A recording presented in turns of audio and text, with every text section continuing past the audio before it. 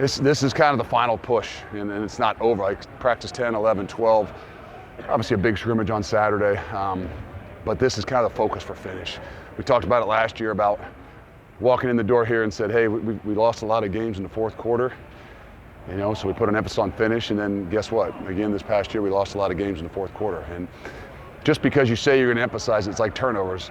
You do these circuits, you do all these things, they don't just happen. You got to make them happen. So we got to really push. We got to push here to finish. We got to push these guys to find out who the competitive leaders are on this team. I didn't just say leaders, I didn't just say the competitors, but the competitive leaders. And when your best players are your most competitive leaders, you got a chance, and you got a hell of a lot better chance to finish.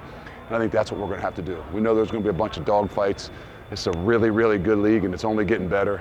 And the teams that can finish, the teams that can win in the fourth quarter, the teams are going to be at the top when it's all said and done. You talked about last week about the quarterbacks looking for consistency, pushing for a little bit. Have you seen that a little bit the last two practices? Yeah, I have. I mean, the catastrophic things is what you're trying to avoid, right? And that's throwing those balls or putting the ball on the ground, and the management of the things day to day becomes the most difficult because in spring you're adding and adding and adding. But they've handled it, and Tyler obviously this is all new, and for him to be where he's at right now, I think we're in a really good place. He's in a really good place.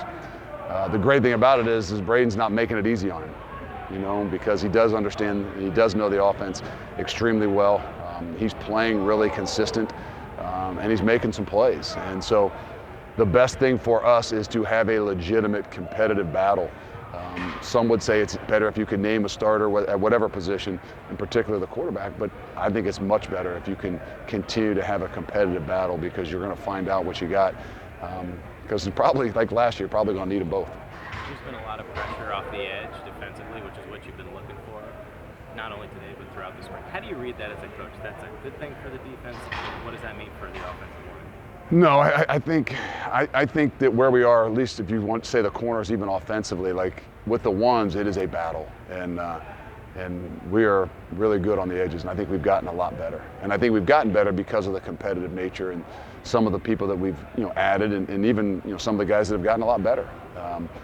Darrell Peterson's a guy that I think with the competitiveness of what we've got in that room, he's gotten a lot better. And so for us, defensive, we know that if you have to pressure, you have to blitz, you have to bring 5 or 6 to make it uncomfortable for the quarterback in the long run, you're going to give up big plays, and you're going to struggle at some point in time. And if you can manage and you can find a way to get 4-man pressure, you can have that guy that at some point in time is going to be able to make a play. Obviously, things become a little bit different defensively, and I really believe we're in a good place. I believe we've got some of that. I think we've got some at all levels to be able to create pressure and not have to, be blitz happy and a lot of those things. So I think we're in a better spot. I think it's challenging. I think it's made it really difficult on the offensive line just because of the ability to roll some of those guys in there, which I think is a really good thing in the long run for all of us. It looks like Colin Coverly, you're looking to see what he can do at different positions. He's been a tackle, guard, center. What has he shown you, just first of all, trying to handle all that on his Well, he played tackle in high school, so he has the natural feel that, I don't know that that's his natural position, I think, but by nature of where we are in the middle of spring practice, I think when we went into spring, I thought the biggest issue we were going to have was the depth of the offensive line. We lost a lot of guys, in particular those guys that would give you some depth of what you're doing. And when you lose those guys, it makes it really difficult to practice. It makes it really difficult, as you've seen, when the third quarterback goes in there, it's really difficult on him. And so it's hard to get good work. So Colin's been a guy that we've moved around a lot of different spots. He's played center, he's played some guard, he's now back out at tackle a little bit. I think what the biggest thing is it shows his versatility, but not only athletically and physically, but even mentally. And I think to me, that's, if you ask about one thing about an offensive lineman, as long as they've got the right thing between the ears and can handle some of that, their future is really bright. Going back to Tyler, just do you feel him getting more particularly just comfortable with what he's doing? It's really like even in the run game. I do. I think the thing that can help Tyler as well is when you do get into some more live situations. He is a big guy.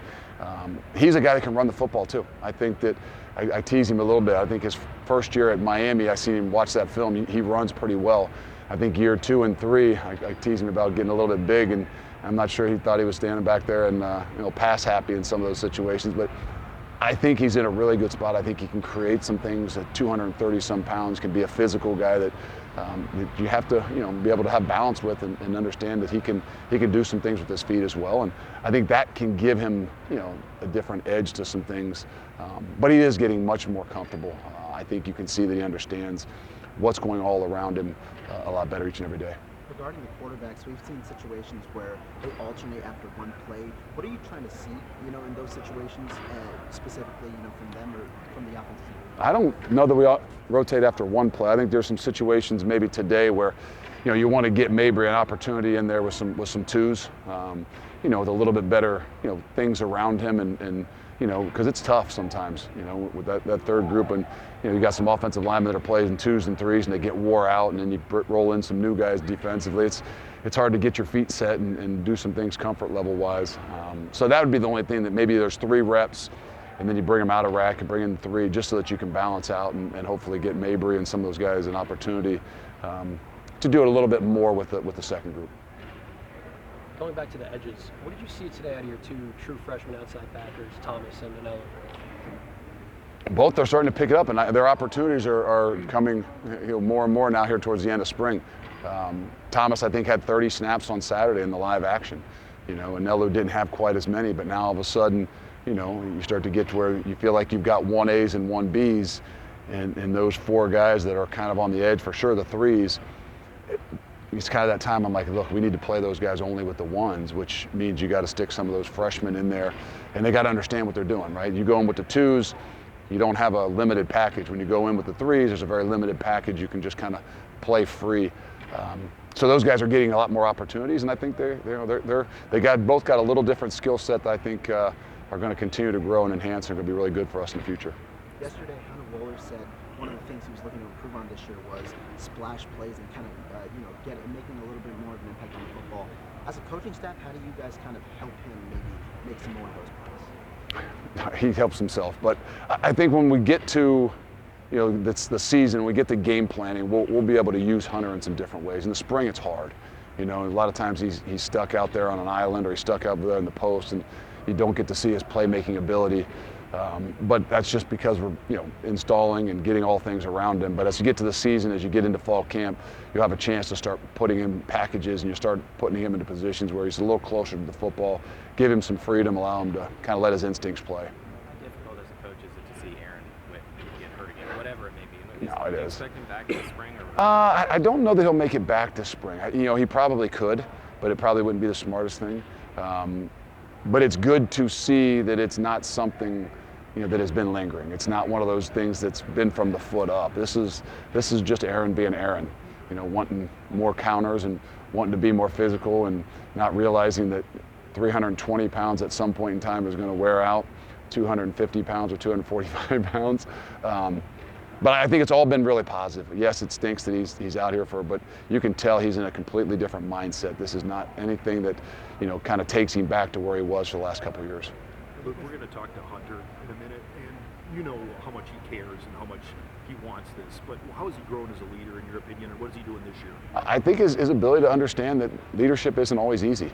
That you got to do some things with leadership that aren't always popular, and you got to be honest. And at times that means people aren't going to like you. And I think that as long as you can back it up, and as long as you're the guy that people look to, I think that that's what we need. And I've kind of asked him and kind of pushed him to be one of those guys, because he's got everything that we're looking for, to build a program, to build a culture, to build a locker room around. And you just got to understand that it's not always easy. And there's going to be things and times that even some of your best friends and things, there's going to be accountability things that you got to be able to handle and do. And if we can continue to create that with guys like him, that'll become more of the culture of what it is that we need, because this roller coaster world that we're in, ultimately when you go to that locker room, it's still got to be the same things.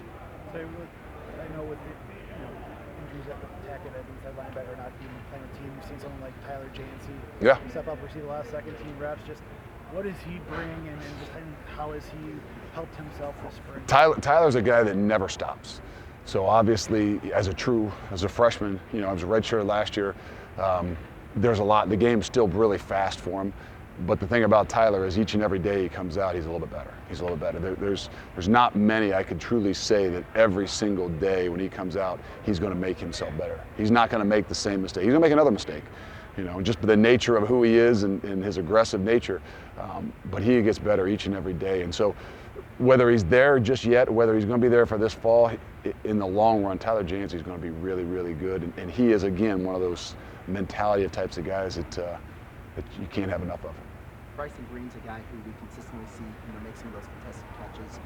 Is there maybe an added effort this year to give him more of those opportunities and try and maybe either push the ball downfield or find a way to get we know we want to be able to do those things. We want to be able to, build the confidence, but we want to be able to push the ball down the field. And I think that the balance between being better running the football, being physical up front, and some of those things give you a little bit better opportunity, meaning that you're going to get more one-on-ones out there the better you are up front and the ability to run the football. But he has proven that he has that 50-50 ability to make it 60-40 and maybe even 70-30. And as he continues to do that, he'll get more and more opportunities.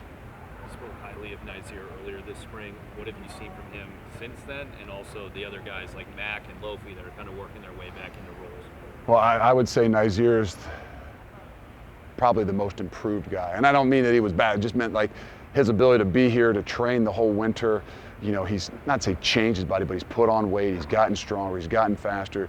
He was in a tough situation as he walked in the door last year, being hurt, and even when he walked in, never trained with us. Where he was maybe in the middle of the season or end of the season to where he is now bodes really well for us.